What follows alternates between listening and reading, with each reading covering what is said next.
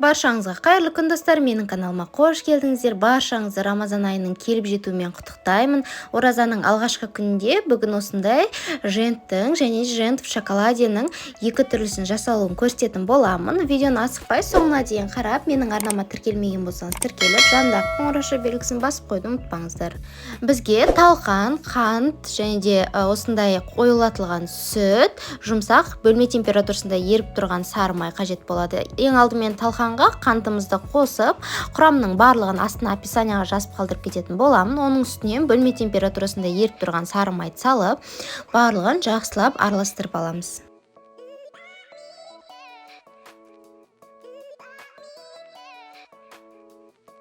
Оның үстінен қойылатылған сүттің шамамен жартысын саламыз. Ол дегеніміз 150 граммдай салып, барлығы біркелкі масса болғанша жақсылап араластыратын боламыз.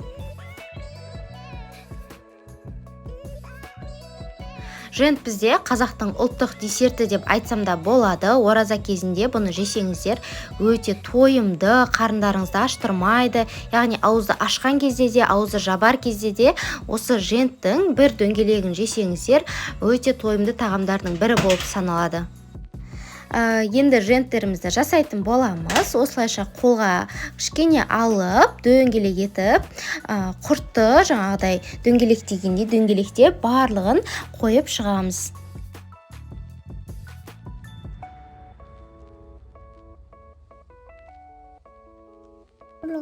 Осылай женттің барлығын дөңгелектеп болғаннан кейін мұздатқышқа шамамен жарты сағатқа салып қоямыз. Сонда бізде жаңағыдай жент в шоколаде жасауға кішкене қатыңқырап тұрады. Енді мен осындай Қазақстан шоколадын пайдаланатын боламын. Сіздер кез келген молочный шоколадты қолдансаңыздар да болады.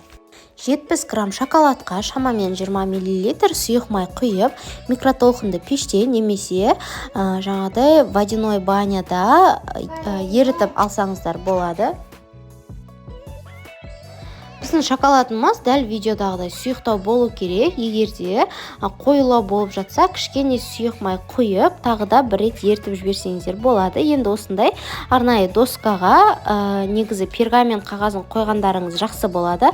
Сонда біздің шоколадымыз жабыспайтын болады. Менде өкінішке орай ол қалмағандықтан жай ғана пищевой пленка төсеп дайындап алдым. Енді бізге зубочистка қажет болады. Осылай талқанға кішкене тығамыз да түсіп кетпейтіндей етіп, шоколадқа бір айналдырып батырамыз. Одан кейін жақсылап шоколадтың жаңағыдай ағып тұрғандарын барлығын түсіріп аламыз. Сонда бізде артық шоколадтар қойған ыдысымызға көп жағылып кетпейді. Осылай барлығын бірнеше реттен қайталап істеп шығамыз. Егерде сіздерге осы бірден зубочистканы алу қиын болатын болса, мұздатқышқа салғаннан кейін ғана барып алсаңыздар болады. Немесе мен сияқты кішкене ғана тығып, ақырындап осылай сразу ала берсеңіздер болады.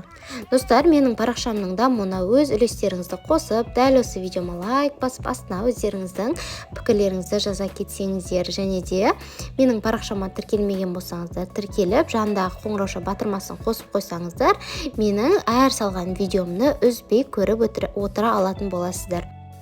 Женттің жартысын ғана мен жент шоколаде жасап алдым. Себебі біреуге ұнауы мүмкін, біреуге ұнамауы мүмкін.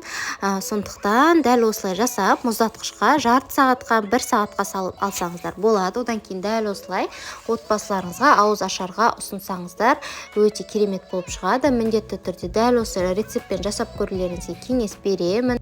Сіздермен болған арайлым.